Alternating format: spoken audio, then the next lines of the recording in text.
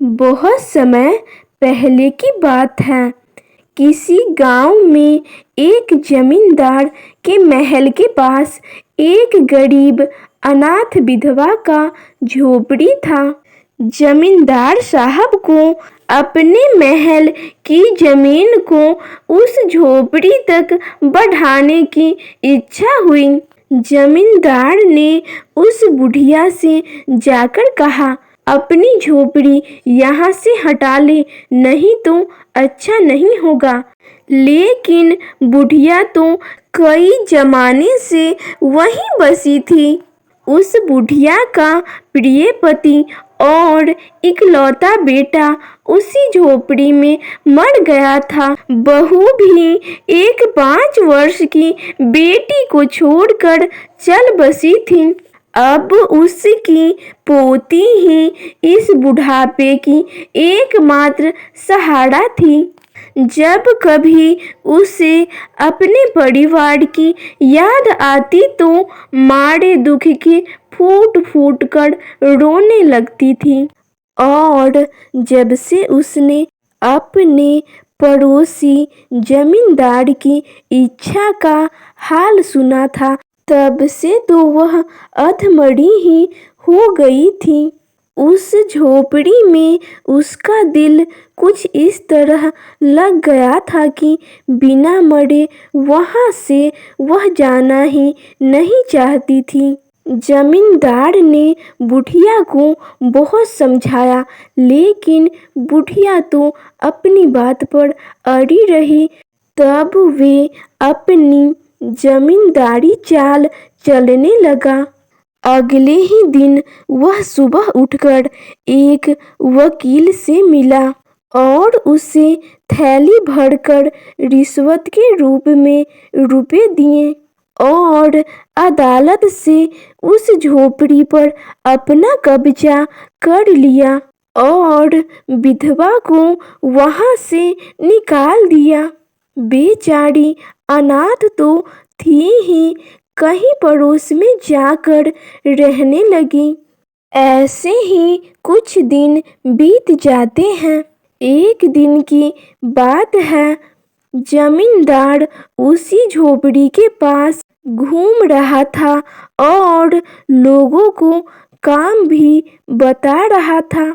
इतने में वह बुढ़िया हाथ में एक टोकरी लेकर वहां पहुंची। जमींदार ने उसको देखते ही अपने नौकरों से कहा कि उसे यहाँ से हटा दो, पर वह गिड़गिड़ाकर कहने लगी, मालिक, अब तो झोपड़ी तुम्हारी ही हो गई है, मैं उसे लेने नहीं आई हूँ। मालिक, क्षमा करें, तो एक विनती है।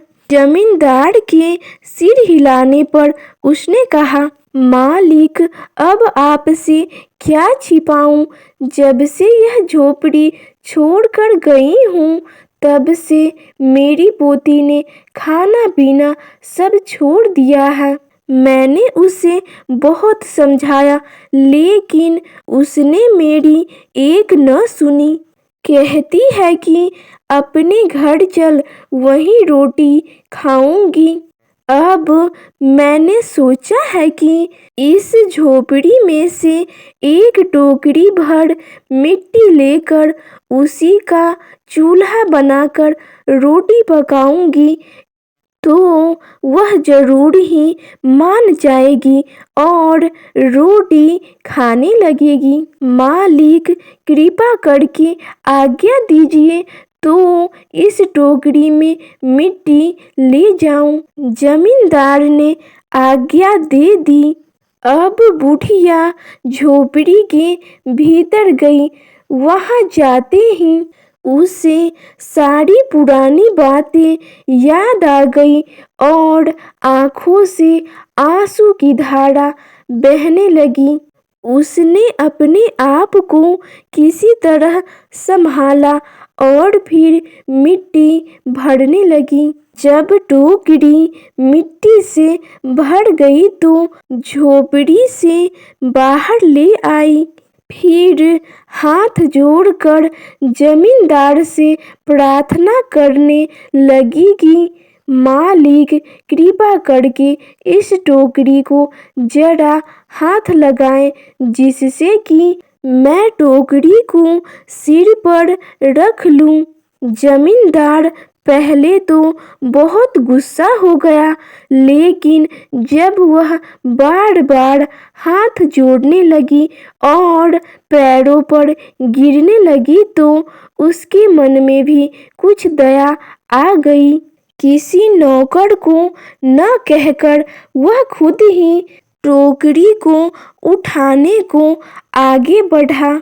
वह जैसे ही टोकरी को हाथ लगाकर ऊपर उठाना चाहा, वैसे ही उसे लगा कि यह काम तो उसकी शक्ति से बाहर का है। फिर तो उसने अपनी सारी ताकत लगाकर टोकरी को उठाना चाहा, पर जिस स्थान पर टोकरी रखी थी वहां से वह एक हाथ भर भी ऊंची न हुई। तब जमींदार लज्जित होकर कहने लगा कि नहीं, यह टोकरी मुझसे तो नहीं उठेगी। यह सुनकर बुढ़िया ने कहा, मालिक नाराज न हो, आपसे तो एक टोकरी भर मिट्टी उठाई नहीं जाती और इस झोपड़ी में तो हजारों टोकरियां मिट्टी पड़ी है, उसका भार क्या आप उठा सकेंगे? आप ही इस बात पर विचार कीजिए।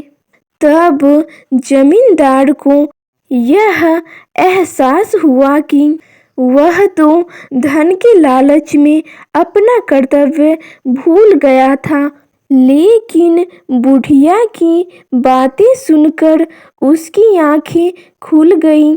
उसे अपने किए पर बहुत ही ज़्यादा पश्चाताप हुआ और उसने बुढ़िया से क्षमा मांगी और उसकी झोपड़ी वापस करते हुए कहने लगा कि बूढ़ी अम्मा, मैं भी तुम्हारे बेटी जैसा हूँ। आज से तुम्हें किसी भी चीज़ की ज़रूरत हो तो एक बार मुझसे ज़रूर कहना। उस दिन से बूढ़ी अम्मा और उनकी पोती उस झोपड़ी में खुशी खुशी रहने लगी। तो आपको यह कहानी कैसी लगी कमेंट सेक्शन में ज़रूर बताइएगा, और अगर आप हमारे चैनल पे पहली बार आए हैं तो चैनल को सब्सक्राइब करना मत भूलिएगा एंड वीडियो को अपने दोस्तों के साथ शेयर करना भी मत भूलिएगा। और अभी तक आपने वीडियो को लाइक नहीं किया है तो लाइक भी कर दीजिए। तो मिलते हैं नेक्स्ट वीडियो में, तब तक के लिए thanks for watching this video.